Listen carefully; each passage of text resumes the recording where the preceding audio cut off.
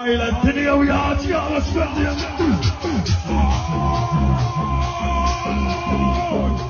يا ابويا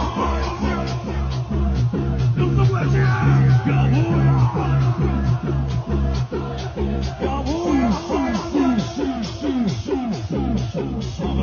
عايش العنها عايش العنها افصل عنها افصل عنها كل من يحبهم.